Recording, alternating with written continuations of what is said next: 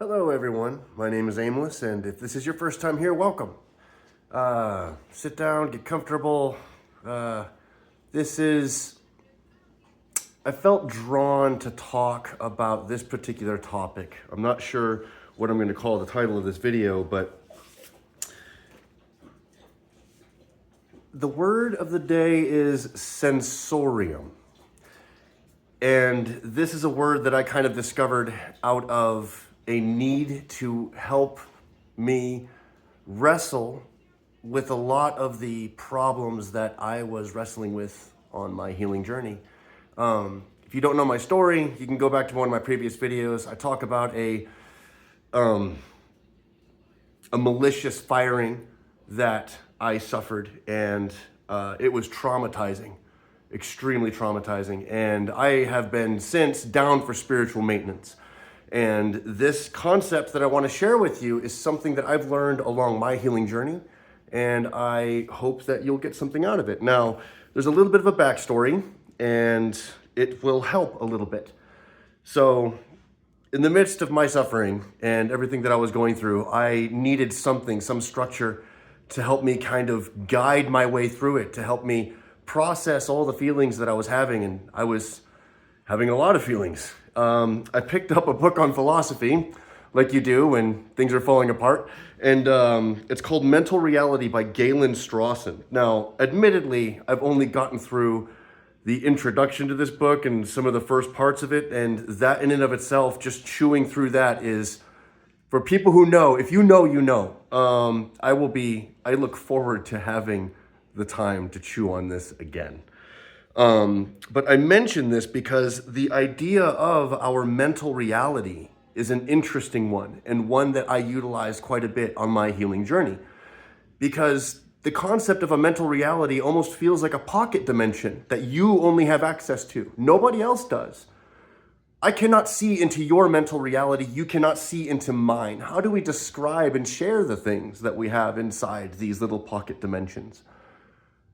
I mean, I like to think that mine's pretty vast. I sometimes really struggle translating the things that I have within my mental reality with people when I'm walking around on the street. And so towards that as a motivation, definitely want to understand better ways to at least describe these things. Because if we're going to start talking about our feelings, we need to be able to start talking about the things that can't really be named. You know? The things that you don't really have words to describe. Or sometimes it might come down to that the body keeps the score kind of effect, where suddenly one day you're doing deep tissue massage and you realize and remember through sensing in your sensorium a traumatizing event. Fill in the blank. If you know, you know. I speak of this because I've done this myself. I've given myself deep tissue massages and had really weird reactions to them, which I did not know how to describe. Reactions which I could clearly place into something I call my mental reality. But I'm also having senses, so I needed something other than mental reality to describe that mechanism by which my experience maps my senses into my memory. Does that make sense? So the sensorium is this thing that kind of couples with the concept of now. You know, you're making all of these, I'm just talking about regular senses, but, and this is nothing new, but what I'm trying to get at is, it is more of what can you perceive, and to loosen the barriers of what can be described when I'm saying something like my sensorium versus your sensorium, my mental reality, your mental reality. I mean, if we don't have a language by which we can describe these things that we're wrestling with, what are we doing wrong? Because I don't see it. And this is kind of my attempt to share this, because I think there's something to this. So I kind of wrote it down like this. Sensorium addresses not only all of your perceivable senses, which could be conscious or unconscious, but what they are capable of sensing in aggregate or in fusion with each other. Your smelling and your sight, your hearing and your sight, your touch, your proprioceptive capabilities, like your just sense of space and time, your spatial awareness, your spatial perception. These things are all senses that are included within your sensorium. And sometimes it's easier to describe things in aggregate and then start adding details later on, because details and specificity are typically something that's additive, right? So I'm describing an intentionally abstract concept, which could be like a base level description, which we can add specificity to when we're describing our experiences to each other and trying to describe our sensorium and what we are literally feeling and sensing and perceiving with our bodies. So hopefully that gives you, just speaking through that, hopefully that doesn't sound mad as hell. Because for me, it makes perfect sense, and maybe I'm just, this is why we're gonna put it on the internet and see what the internet says. So, yeah, so again, there's this idea of data integration, which is, I think, extremely important. So when we talk about the sensorium and this idea of mental reality, thoughts as things becomes a particular concept. But I'm going to borrow from this mental reality book, and it simply talks of experiences and things like experiential phenomena. So an experience is the result of your sensorium in the now moment, mapping your memories into your memory complex, whatever you want to call that. So experience, experiential, so those are the words that I'm borrowing. So, and there's one more part of this which is extremely important, which is it needs to be unlimited. It needs to be a non-limiting idea. My sensorium, what am I capable of sensing? You need to think of it in this particular regard as well.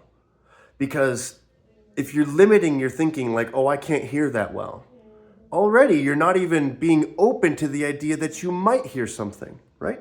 If we're just talking about hearing. But now I'm talking about what can you perceive, and if you are perceiving some weird moaning noises in the background, I don't know what my dog is doing. I think she's just very bored. So maybe that's my cue to wrap this up and get going. Leave some comments. Let me know what you think about this concept of sensorium as at least a concept of helping us start to describe our experiences.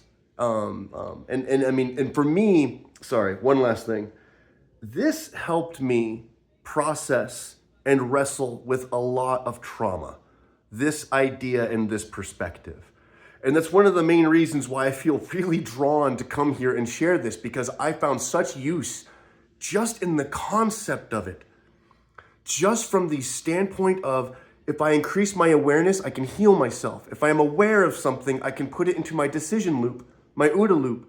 And if it's in my OODA loop and I care enough, I'm gonna solve these traumas that I discover. I'm not going to go into details, but at some point in time, this idea of thoughts as things and energies, it's funny, it turns to tarot. And when you're looking at tarot, you suddenly understand what a unique therapeutic tool it can be when taken with the right perspective, one of introspective analysis, and not prediction or anything like that. No, it's all confirmation. You look at the energies, and the energies confirm what you already know about yourself, because what is as within, so without. So maybe that helps you understand. Maybe that was for somebody, maybe this concept of sensorium was important to somebody who's watching in order to understand tarot. If you have feelings while you're watching tarot, those are your feelings. Don't take those out on the readers. Don't put it in the comments. Come on. Keep your feelings to yourself sometimes. Get in there and do the positive stuff and the confirmations. Yeah, but no.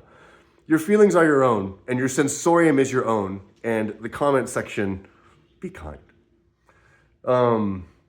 Yeah, that went in a weird direction. I was not expecting that. At any rate, I hope you have a wonderful day. I hope this finds you well. I hope this is useful for you. If you want to hear more about my ideas on this, or if you want to take the conversation a little bit further, leave it in the comments. And you can also email me at aimless.divinity@gmail.com. And yeah, man, I will catch up with you later, my sparks. And I hope you are taking care of yourselves. And I love thee.